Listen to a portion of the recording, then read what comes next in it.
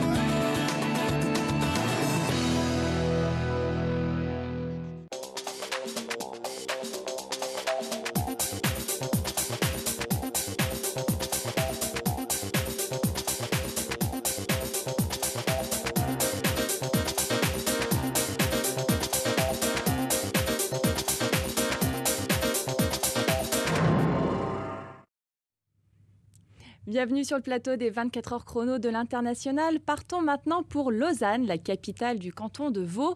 Centre administratif, pôle de commerce, de tourisme, mais aussi d'enseignement. L'École polytechnique fédérale de Lausanne y a établi son siège, tout comme le Comité international olympique. Alors, plateforme de réexportation, la Suisse bénéficie d'un contexte de stabilité politique, mais également d'un droit du travail flexible. Nous allons donc en parler avec nos invités que j'ai le plaisir d'accueillir. Donc, André Huon, bonjour. Bonjour. Vous êtes secrétaire général du Comité national des conseillers du commerce extérieur français, c'est bien ça? C'est bien ça. J'ai aussi une carrière donc industrielle en tant qu'expert dans système embarqué dans les domaines terrestres et aéronautiques. D'accord. Aujourd'hui, avec une forte activité dans le monde académique, Oui. à la fois en Suisse, à la Haute École d'ingénierie et de gestion du canton de Vaud, et en France, où j'interviens à Supélec en commerce international. D'accord, très bien. Et Monsieur Thibault de Saint-Vincent, bonjour. Bonjour. Vous êtes vous président de Barnes? Voilà, président de Barnes, qui a une trentaine de bureaux dans le monde, dont 8 bureaux en Suisse. Oui. Et nous sommes à Lausanne, rue du Bourg, donc spécialisés dans l'immobilier haut de gamme. D'accord, très bien. Et puis nous avons le plaisir également d'avoir Monsieur l'ambassadeur présent avec nous donc via Skype. Bonjour Monsieur l'ambassadeur, vous nous entendez? Oui, je vous entends très bien. Bonjour madame. Bonjour. Alors une première question, monsieur l'ambassadeur, est-ce que vous pouvez nous faire un petit peu un état de la présence française dans le canton de Vaud et puis à Lausanne plus particulièrement, s'il vous plaît? Bien, à Lausanne, c'est un des endroits dans le monde où il y a le plus de Français. Il y a 18 000 inscrits au consulat. C'est le consulat général à Genève qui est compétent. Mais tous nos compatriotes ne sont pas inscrits. Donc, il est probable qu'il y ait au moins 25 000 Français dans le canton de Vaud et dans la région de Lausanne en particulier. D'accord, très bien. Quelle évolution vous avez pu constater ces dernières années justement sur la présence française dans le canton de Vaud? Eh bien, notre population s'accroît régulièrement et le profil de la communauté française se précise. C'est de plus en plus des gens de moins de 25 ans, des étudiants, ou des gens entre 25 et 60 ans qui sont des cadres d'entreprise. Et ce que l'on constate, c'est qu'il y a une attraction de plus en plus forte vis-à-vis des familles jeunes et donc dont les parents sont employés dans l'industrie, les services et tout ce secteur très dynamique qui se développe autour de Lausanne. D'accord, très bien. Merci beaucoup, monsieur l'ambassadeur. Tout d'abord, une première question, monsieur de Saint-Vincent, justement. Alors, concernant le logement, une fois qu'on arrive à Lausanne, comment est-ce que ça se passe? Est-ce que c'est facile de trouver un logement à Lausanne? Oui, alors le logement, c'est un petit peu comme sur tout l'arc lémanique. Il y a une pénurie de logement, qui s'explique, comme le disait monsieur l'ambassadeur, à cause de la croissance économique, la croissance démographique. puisque effectivement il y a plus de demandes que d'offres et l'offre finalement est à des prix supérieurs à ce que peuvent accepter la plupart des habitants. Donc on est plus ou moins à 10 000 francs suisses du mètre carré dans les beaux quartiers. Nous occupons chez Barnes plutôt des biens de qualité, donc on va être dans des quartiers comme les Mouskines, comme Chailly. Il y a des quartiers justement qui sont plus prisés par les Français ? Les Français, en fait, Lausanne est relativement petit, donc finalement, les Français sont sur l'ensemble de Lausanne. S'ils veulent une maison, ils seront peut-être au village de Puy ou à Saint-Sulpice. Alors effectivement, après, on peut trouver donc à partir de 6 000 à 7 000 francs suisses du mètre carré, on peut trouver des biens de qualité. Ça peut aller beaucoup plus cher si on veut des vues sur le lac, puisque ce qui est très prisé à Lausanne, évidemment, c'est la vue sur le lac. D'accord, alors on en reparle juste après, mais on va écouter Solène Buet nous parler justement du logement à Lausanne. Alors le principal inconvénient de vivre à Lausanne, c'est le coût de la vie, qui est particulièrement cher, puisque les salaires sont beaucoup plus élevés. Par exemple, la crise du logement fait qu'un studio de 20 mètres carrés va vous coûter entre 700 € et 1 000 €, ce qui est très important. La nourriture est elle aussi 2 fois plus chère presque. Et enfin, si je peux prendre un autre exemple, ce serait les transports. Vous faites 45 minutes de train pour aller de Lausanne à Genève, vous allez en avoir pour plus de 20 €. Donc un coût de la vie a priori relativement cher. Monsieur Lyon, vous qui vivez depuis de nombreuses années dans le canton de Vaud, qu'est-ce que vous en pensez ? Alors c'est vrai qu'en Suisse, le coût de la vie est plus cher. C'est reconnu même par les autorités suisses. Les autorités suisses qualifient la Suisse d'îlot de cherté. Après, comme le mentionnait justement Solène Buet, le niveau des salaires est aussi plus élevé. Donc c'est ça vrai. compense, alors il faut considérer le pouvoir d'achat en fait. Ouais. Et si on considère, il faut considérer les deux. Je dirais donc le salaire net par rapport au niveau de vie. Et là, il y a un décalage peut-être de 15 à 20%. Qui correspond d'ailleurs aux statistiques de l'OCDE entre la Suisse et le reste de l'Europe. Alors, ce n'est pas forcément Lausanne. Il faut savoir qu'il y a beaucoup de différences entre les cantons. Quand on parle de la Suisse, c'est une confédération, il y a 26 États en Suisse, et donc il y a des États qui sont bien sûr plus ou moins chers. Les deux pôles importants où la vie est la plus chère, c'est Zurich et Genève. D'accord. Lausanne est pas loin relativement moins cher. Relativement un petit peu moins cher, et donc ça stabilise un petit peu. D'accord. Alors, elle parlait du transport, elle a parlé des logements. Concernant juste les soins, est-ce que là aussi, on est sur un coût plus cher des soins ? Les soins sont particulièrement plus chers en Suisse. Ouais. Par contre, aussi, beaucoup de qualité. Il faut considérer la cherté de la vie et la qualité. Donc, oui, parce que alors, la qualité de vie, justement, elle est bien meilleure, par contre. La qualité de vie, ça dépend des endroits. On vit aussi très bien en France. La France est aussi un pays... qui reçoit beaucoup de personnes du monde entier, effectivement aussi.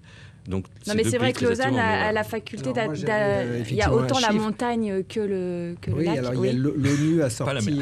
Pas la mer, c'est vrai. L'ONU a sorti un indice du bonheur, et la ouais. Suisse est numéro 3 et la France numéro 23. Donc on voit quand même qu'il y a la qualité de vie. Dans nos clients que nous suivons actuellement 300 clients qui s'expatrient pour des raisons professionnelles, d'ailleurs très souvent à l'étranger. Sur ces 300 clients, puisque nous sommes présents à Londres, aux États-Unis, en Belgique, sur ces 300 clients, il y en a quand même 80 qui s'installent en Suisse. Donc ça veut dire que la Suisse attire, c'est évident, une population française, évidemment, qui cherche la qualité de vie. Il y a beaucoup d'autres aspects. Il y a une grande sécurité en Suisse. C'est reconnu pour effectivement cette sécurité. Il y a une fiscalité qui est maîtrisée. Il y a une formation de qualité. Je crois que vous allez y revenir, mais il y a les meilleures écoles, à la fois les lycées, à la fois les écoles secondaires, puisque vous parlez de Polytechnique, mais il y a également l'école hôtelière, il y a HEC Suisse. Il y a un franc suisse qui effectivement aujourd'hui s'en félicite, comme les Anglais où j'étais la semaine dernière se félicitent d'avoir gardé la livre. C'est vrai que c'est aussi la force de la Suisse. Donc il y a quand même énormément d'attrait à s'installer en Suisse et nos clients sur les attraits, au niveau des villes, il y a un classement des villes dans le monde qui attire le plus les étrangers. Et parmi les 50 premières villes, vous avez 3 villes suisses qui apparaissent dans le top 10, dont Zurich, Genève et Berne. Donc Lausanne, peut-être pas loin derrière, je pense. Mais voilà. Alors justement, tout à l'heure, vous nous parliez de la scolarité, alors sans parler de l'enseignement secondaire, mais déjà l'enseignement primaire. Donc je crois que l'école Valmont existe à Lausanne. On va entendre Pierre Oliviero nous en parler. L'école Valmont est une école extrêmement sérieuse, très prisée, particulièrement par les Français, mais il y a également de nombreux étrangers et des Suisses, bien entendu, qui y vont. Nous avons des résultats à Valmont, dont le directeur est un monsieur de très très grande qualité. C'est tenu par des sœurs qui sont merveilleuses. Et le seul problème qu'il y a, c'est comme dans toutes les institutions, c'est cher. Pour aller à l'école Valmont, il faut compter plus de 10 000 francs suisses par année. Donc une école là aussi un peu chère, mais qui a le mérite d'exister. Monsieur l'ambassadeur, est-ce qu'il y a d'autres écoles françaises homologuées, d'autres écoles homologuées par l'État français à Lausanne? À Lausanne, non. Mais il y a des écoles primaires à Genève et à Berne. Et il y a surtout le lycée français de Zurich. Alors, s'il n'y a pas d'autres établissements homologués dans le canton de Vaud, il y a par contre un certain nombre d'établissements qui, sans être homologués, préparent les élèves au baccalauréat français et travaillent en bonne intelligence avec l'Académie de Grenoble. Donc ça se passe bien pour Valmont, qui est effectivement un établissement de qualité exceptionnelle, mais aussi pour un certain nombre d'autres établissements privés dans le canton de Vaud. D'accord, merci Monsieur l'ambassadeur.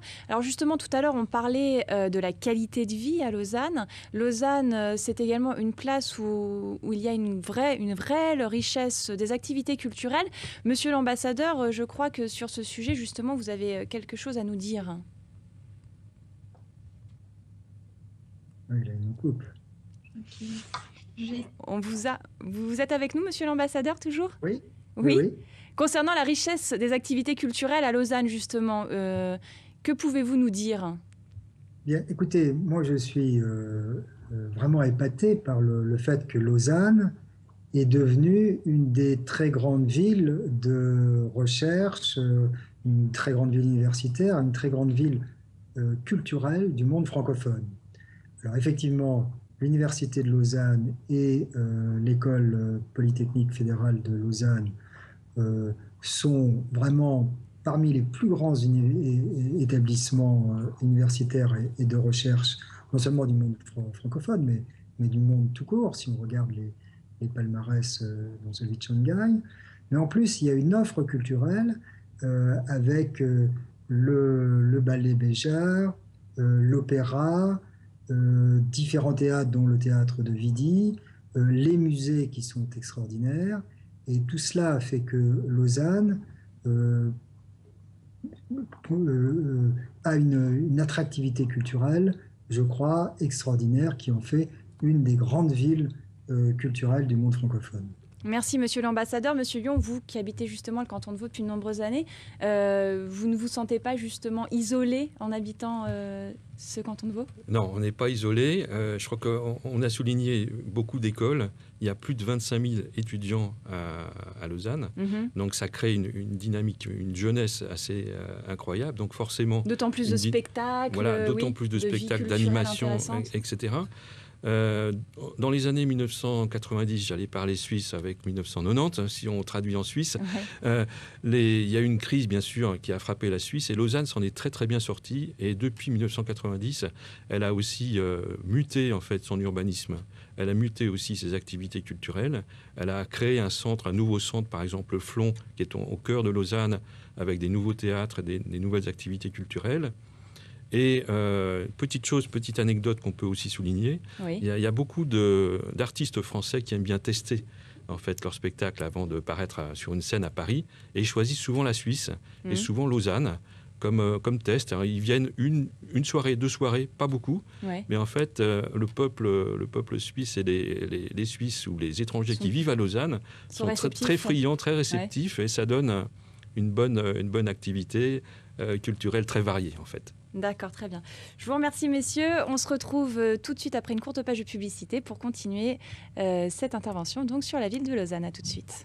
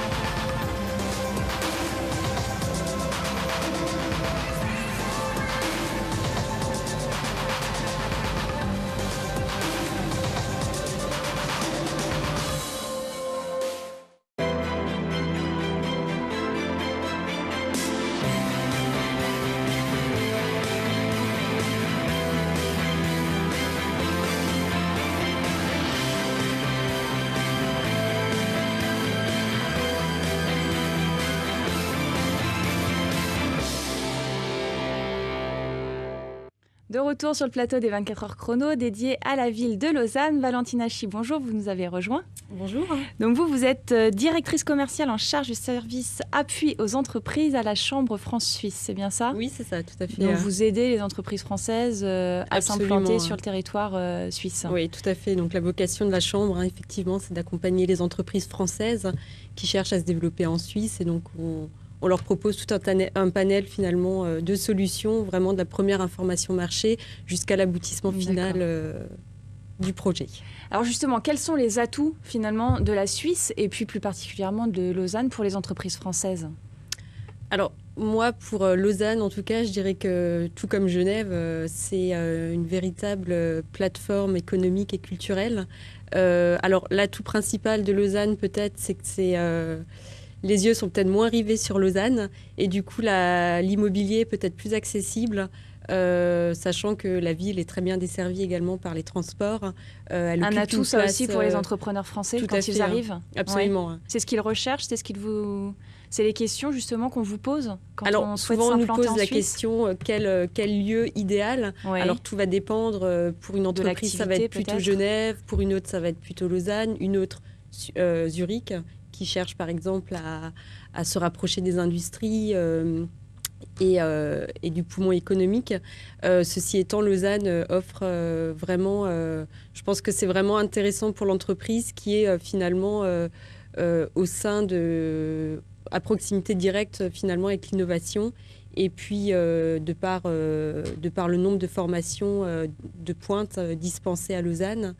Et puis, c'est également Lausanne aussi une place finalement de réexportation pour les entreprises françaises. La Suisse, c'est aussi un peu un carrefour finalement, non, pour ces PME et pour ces entreprises. C'est vrai, c'est un carrefour. Mais Lausanne a déjà un poids important, déjà, ne serait-ce en Suisse. Elle est plus centrée que Genève, si on veut comparer Genève avec Lausanne. Genève est à l'extrémité, une des extrémités de la Suisse.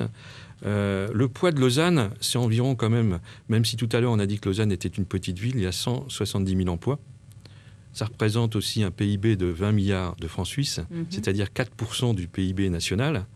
Et en plus, c'est en progression depuis les 10 dernières années de 2,2% par an. Donc là, on voit bien que c'est une dynamique très forte qui se passe à Lausanne. D'accord, très bien. Alors tout de suite, on va écouter Philippe Bonvin nous parler de Lausanne comme une place de choix pour faire des affaires en Suisse. On l'écoute.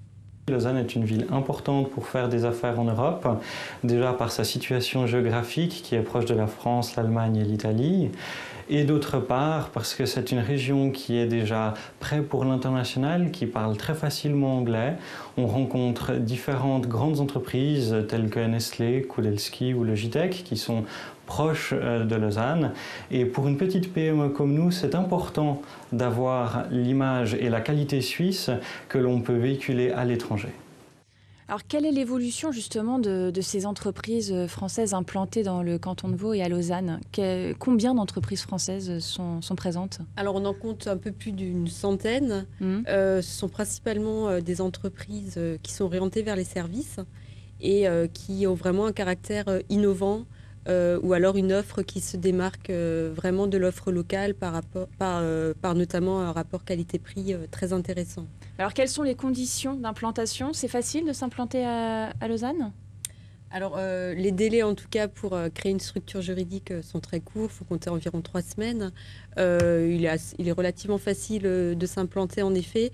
Alors, moi, je dirais les conditions, d'abord, tout dépend finalement du projet. Si vous êtes aux prémices de votre développement commercial, si l'entreprise est aux prémices, elle peut dans un premier temps opter pour une simple domiciliation qui lui permettra d'avoir dans ce cas une adresse postale et puis un numéro de téléphone dédié. Et puis dès lors où elle est amenée à avoir un courant d'affaires régulier et où elle fait des interventions qui s'inscrivent dans la durée, plus de 90 jours, parce qu'après il y a des autorisations cantonales auprès des autorités cantonales à demander. À ce moment-là, vaut mieux opter pour une structure juridique assez rapidement. Alors nous, généralement, on préconise une SARL ou une SA. On évite la succursale parce que la succursale n'a pas d'entité, peut être impactée. La maison mère, en fait, peut être impactée directement en cas de litige. Donc, généralement, pour la SA, c'est 100 000 francs de capital à dégager et pour la SARL, c'est 20 000 francs. D'accord. On a également donc Philippe Gillet qui nous a rejoint via Skype. Vous êtes vice-président de l'École polytechnique fédérale de Lausanne. Alors, on sait justement que cette école polytechnique il y a un parc scientifique dans cette école qui permet d'accueillir de nombreuses entreprises. Monsieur Gillet, vous êtes avec nous ?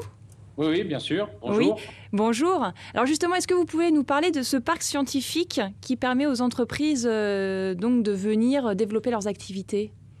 Absolument. Donc c'est un parc, comme vous le disiez, scientifique, mais c'est surtout un parc technologique aussi. L'idée est d'amener au contact de leur recherche les entreprises très rapidement.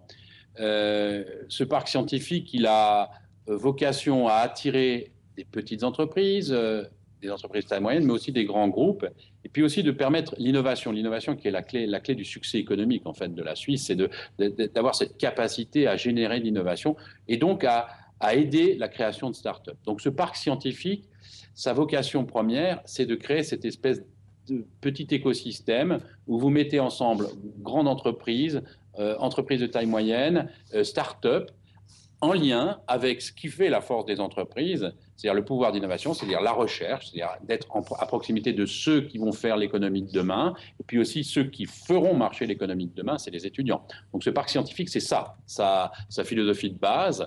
Après, c'est une construction qu'il a fallu faire, qui a commencé dans les années 90 et qui s'est matérialisée dans les dernières années par la création de ce qu'on appelle aujourd'hui le quartier d'innovation à l'EPFL. D'accord, très bien. Merci beaucoup, Monsieur Gillet. Alors, on reviendra sur ce parc scientifique juste après une vidéo de Philippe Bonvin. On l'écoute. Le parc scientifique de l'École polytechnique fédérale permet l'accès au département recherche et développement de l'École polytechnique fédérale de Lausanne, ce qui est très important pour des petites PME. Et c'est aussi important de noter que ces recherches et ce développement sont faits en collaboration avec la Confédération et le canton de Vaud au niveau du financement. C'est un financement non négligeable vu que c'est jusqu'à 50% des coûts de recherche qui sont pris en charge par la Confédération. Donc voilà, donc on écoutait justement Philippe Bonvin nous parler des installations d'entreprises dans le parc scientifique de l'EPFL. Monsieur Fabrice Leclerc, bonjour, vous nous avez rejoint sur ce plateau. Alors justement, vous êtes conseiller en innovation. Oui. Donc c'est vraiment un domaine qui... C'est ma passion. C'est votre passion. Alors pourquoi Lausanne, vue un petit peu comme la place où on peut faire de l'innovation ? Bon, déjà parce que Lausanne, c'est un point de rencontre international. Donc, en tant qu'innovateur, on a besoin de confronter des idées. Donc, on a besoin de se retrouver entouré de personnes qui ont des formations, qui ont des cultures différentes. On a l'envie d'innover aussi à Lausanne. On est entouré de systèmes qui sont simples et performants. Donc, on simplifie en fin de compte les systèmes, ce qui permet de libérer l'énergie de l'innovation. Et puis, il y a une clé d'innovation qui est peut-être la clé d'innovation moderne. C'est un contact avec la nature, en fin de compte, qui devient de plus en plus fondamental, avec l'eau, avec l'air, avec le sol. Ce qui, pour moi, définit l'innovation moderne, c'est d'être en harmonie et pas en performance uniquement. Et Lausanne est un écrin, une réussite, en fin de compte, de la création en même temps d'énergie économique, mais en même temps d'un respect de l'environnement, la protection de son environnement. D'accord. Alors justement, Philippe Gillet, vous nous parliez tout à l'heure de l'innovation et de l'attrait de la Suisse justement dans ce secteur. Est-ce qu'on peut dire également que Lausanne est finalement comme la Silicon Valley en Europe ? Alors la Silicon Valley, c'est une marque déposée, donc on va pas essayer de prendre cette marque. Mais effectivement, quand on regarde un petit peu l'Europe d'aujourd'hui, cette Europe qui est en crise, elle se cherche des endroits où elle pourra se reconstruire au sens de l'innovation.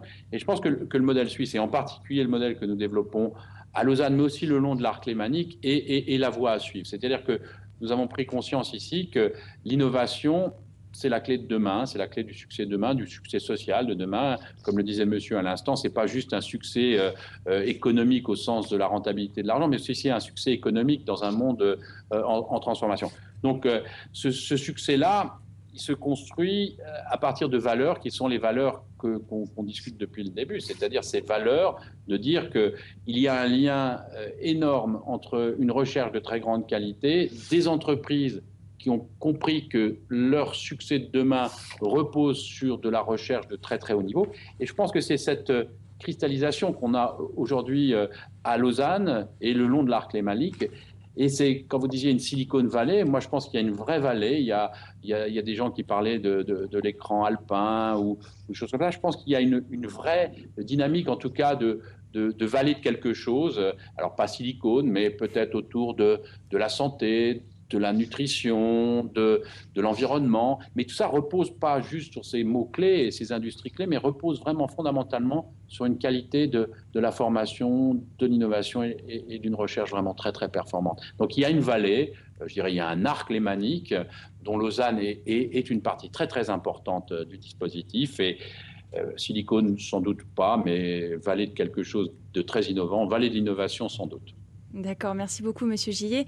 Monsieur Leclerc, vous pouvez rebondir là-dessus justement. Est-ce que vous avez l'impression de faire du conseil de plus en plus aux entreprises en étant basé à Lausanne justement? Oui, alors je ressens exactement la même chose, c'est-à-dire que la silicone c'est un produit, donc c'est peut-être le XXe siècle. Aujourd'hui on innove avec la vie et pour la vie, donc on est en train d'enrichir en fin de compte la façon dont on génère l'innovation et dont on travaille en innovation. On n'est pas là simplement pour faire du profit ou pour faire des produits. On est déjà entouré de produits, on en produit trop. Donc aujourd'hui, c'est vraiment l'enjeu d'un innovateur, c'est comment je vais améliorer la vie. Et Lausanne est un succès, permet de garder en tête cette ligne d'innovation et puis stimule énormément parce qu'on n'a jamais eu d'idée dans un bureau. Voilà. Oui, c'est mieux quand on est entouré d'éléments naturels. Vous avez des bonnes idées quand vous êtes dans la forêt, quand vous êtes entouré d'air frais. D'ailleurs, on vient chercher l'air frais en Suisse. C'est un des meilleurs airs du monde. Et ça, on en a besoin pour arriver à des niveaux de performance très élevés, parce qu'on a besoin que notre organisme, nos cellules, soient à un niveau de performance élevé. Et seule la nature est capable de nous donner ce niveau de performance. Donc les deux vont ensemble. Très bien. On se retrouve après une courte page de publicité pour continuer sur cette thématique. À tout de suite.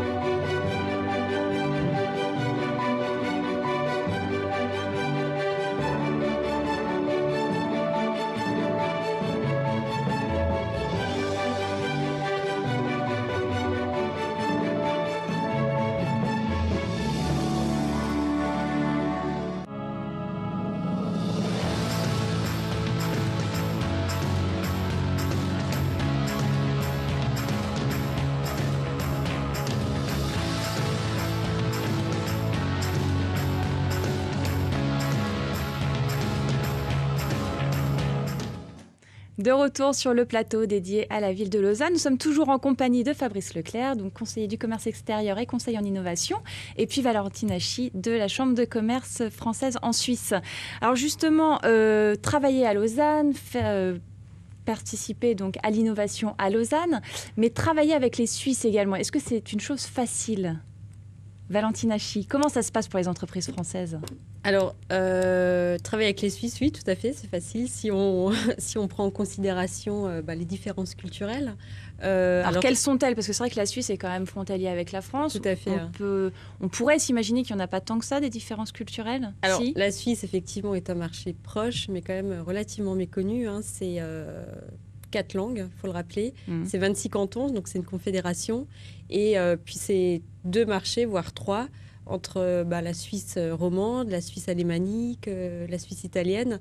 Donc voilà, autant d'aspects à ne pas négliger. Et puis surtout, quand on arrive en Suisse, ne pas considérer la Suisse romande comme la Suisse française. Donc c'est vraiment à proscrire de son langage. Il m'arrive de rencontrer des entreprises qui vont parler de Suisse française. Donc ça, c'est assez terrible lorsqu'on veut engager des... Oui. Ça les vexe. Et donc c'est assez mal engagé pour les affaires.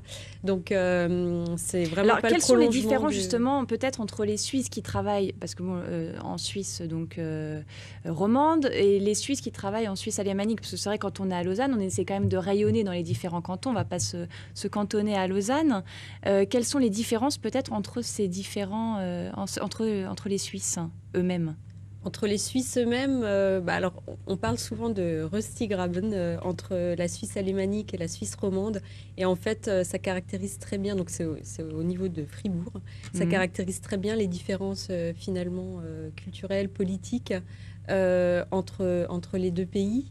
Oh, entre les deux pays. Alors ça, c'est un lapsus assez révélateur. Entre les deux parce cantons. qu'on considère souvent que c'est deux marchés bien distincts, puisqu'une entreprise qui finalement fera affaire en Suisse romande trouvera un distributeur, par exemple, ne sera pas forcément sur le marché alémanique. Il conviendra à ce moment-là de trouver un distributeur pour le marché alémanique. Donc, c'est autant de points à prendre en considération. Avant de partir.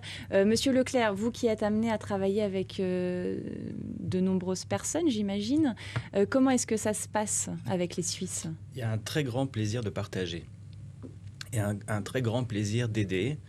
Une grande ouverture et une des clés qui est magnifique en Suisse, qui est l'humilité, en fin de compte. Et en innovation, c'est crucial parce qu'on a besoin d'observer une situation et puis de travailler dessus et de l'améliorer. Donc si on a l'impression qu'on est important ou qu'on travaille pour un groupe important, etc., en fin de compte, on affaiblit l'innovation. On a besoin d'être toujours extrêmement humble. Et la Suisse... c'est une des qualités des Suisses. C'est une des grandes qualités de la Suisse. C'est non seulement de rester humble, mais en même temps d'avoir ce plaisir de partager et le plaisir d'aider les autres. En fin de compte, on n'a pas de notion de territoire privé. On est tous en collaboration, on est tous en échange. Et en fin de compte, on prend plaisir à échanger, à aider les autres. D'accord. Monsieur l'ambassadeur, vous êtes de nouveau avec nous via Skype. Que pouvez-vous nous dire justement de cette main-d'œuvre suisse et de ces travailleurs suisses? Écoutez, les Suisses aiment la qualité et n'aiment pas les sbroufs. Je rejoins tout à fait ce qui a été dit précédemment, notamment par Fabrice Leclerc. Ça ne veut pas dire que nous, Français, on n'est pas bons ou qu'on aime les sbroufs. Hein. Ne faites pas dire ce que je n'ai pas dit. Mais ce que je constate, c'est que, au contraire, les Suisses apprécient beaucoup ce qui, chez nous, est l'excellence du travail bien fait. Et ce qu'ils n'aiment pas, c'est qu'on cherche à les impressionner par des discours ou des choses comme ça. L'expérience de nos compatriotes qui travaillent ici, c'est qu'une fois qu'on a établi une relation de confiance avec les Suisses, alors comme l'a dit Fabrice Leclerc, ils ont beaucoup de qualité et c'est assez facile de travailler avec eux. D'accord, très bien. Merci, monsieur l'ambassadeur. On va terminer cette émission avec quelques conseils. Quels sont, vous, les conseils que vous donnez aux entreprises françaises qui souhaitent partir sur le marché suisse? Mais finalement, ce qui vaut pour la France vaut aussi pour la Suisse. Donc, quand une entreprise souhaite pénétrer le marché suisse, finalement, voilà, respecter les engagements, ne pas surenchérir, comme disait monsieur l'ambassadeur, en vue d'obtenir un marché, mais vraiment s'en tenir aux engagements, être pragmatique, factuel, parce que le temps est précieux en Suisse. Notamment, La Réunion est un lieu de décision en Suisse. Donc, être vraiment pragmatique, factuel, et puis chercher peut-être à rassurer avant de convaincre, pas d'agressivité commerciale non plus. Donc, si vous abordez le marché déjà avec quelques références, ou ne serait-ce qu'avec une domiciliation, ça permettra vraiment d'helvétiser, entre guillemets, votre la approche. démarche. Oui, ouais. tout à fait. Monsieur Leclerc? Je pense qu'on ne vient pas en Suisse par opportunisme, on vient en Suisse parce qu'on a envie de contribuer. On a envie de contribuer à la vie, à la société. Donc il faut, comme d'habitude, il faut comprendre l'histoire, il faut comprendre la culture, il faut comprendre pourquoi, il faut s'intégrer et surtout participer. C'est, je pense, la clé. C'est montrer son enthousiasme, montrer sa contribution, montrer qu'on travaille, qu'on est sérieux, qu'on est bien élevé, qu'on est ponctuel, et puis qu'on est surtout authentique. Voilà. Très bien. Monsieur l'ambassadeur, avez-vous un dernier mot pour nos téléspectateurs ? Merci beaucoup pour votre émission, parce que je crois que c'est très important que nous, Français, nous comprenions la Suisse telle qu'elle est aujourd'hui, et pas telle qu'elle existait jadis, ou telle qu'elle subsiste dans nos fantasmes. La Suisse d'aujourd'hui, c'est un pays vraiment très dynamique, qui met l'accent sur l'innovation, comme on l'a dit. C'est un pays très ouvert vis-à-vis du monde extérieur, qui réussit de manière incroyable à l'exportation. Donc venir en Suisse, c'est prendre un bain de compétitivité. Et je crois que vous l'avez très bien illustré dans votre émission. J'ajouterais qu'en plus, l'arc lémanique, non seulement c'est un des grands pôles de croissance interne à la Suisse et en Europe, mais c'est aussi une région qui a beaucoup de connivence et de liens avec la France, sur le plan culturel et historique. Et donc, il faut que nous en profitions. Très bien. Merci beaucoup, monsieur l'ambassadeur. Merci à vous d'avoir été avec nous. Merci pour vos avis. Merci, Philippe Gillet, également d'avoir été avec nous via Skype. Le Tour du monde continue et tout de suite, à midi, vous retrouverez une émission consacrée à la ville de Saint-Pétersbourg. Au revoir.